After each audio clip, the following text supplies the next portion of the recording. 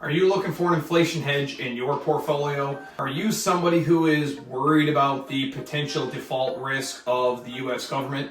Are you worried about higher for longer interest rates? Or maybe you missed out on Bitcoin, you missed out on Ethereum, and missed out on some of the ETFs, and you feel that they're a little bit overvalued right now.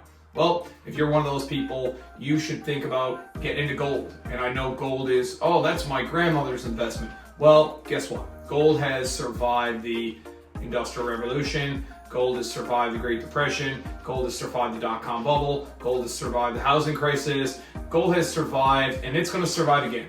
It's just going to continue to survive and keep on keeping on. If you're looking for an investment that has a PE ratio that's more attractive, maybe it's trading at 15 times earnings and not a lot higher than that, check out Kinross Gold, ticker symbol KGC in the US. If you are south of the border, if you're north of the border, check out ticker symbol K on the TSX, Kinross Gold. If you had told me in 2021 that I would be talking about Kinross Gold in a YouTube video, I would have said no way.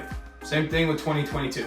In 2021, this company bought Great Bear Resources, which is a mineral deposit in Northern Ontario. A lot of people said that they paid way too much for it, me included.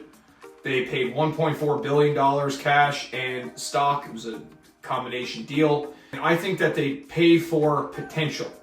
And $1.4 billion is a lot to pay for potential, but they saw a really high-grade mine in a low geopolitical risk. Man, I really struggle to say that today. Say that 5 times fast. Geopolitical risk, geopolitical, I'm gonna stop. And they felt like this was in a low geopolitical risk area in Canada. Just a couple months later, they decided that they were going to divest 100% of the Russian assets. They sold them off to Highland Gold, and what I thought was a significant write-down. I thought the assets were worth more than $500 million, but they only got $340 million for them. So there was a lot of people on message boards. Now, I'm not a big message board person, but there was people on Kinross message boards that were ready to absolutely tear into Paul Rollison. And I'd say they were walking down to Bay Street in Toronto looking for him to be axed. Fast forward to 2023. Their quarter 4 2023 earnings came out on Valentine's Day, and you can start to see the fruits of Kinross's labor. By divesting some of their assets, they have a much safer portfolio. All of their mines right now are located in North and South America, with 2 major ones, one being in Alaska in the US, and another one that being Great Bear, which is now online. Revenues from last quarter were up. If you look at their net income to common shareholders, I will post it right here. You can take a look at this company is much more profitable now than it was this time last year.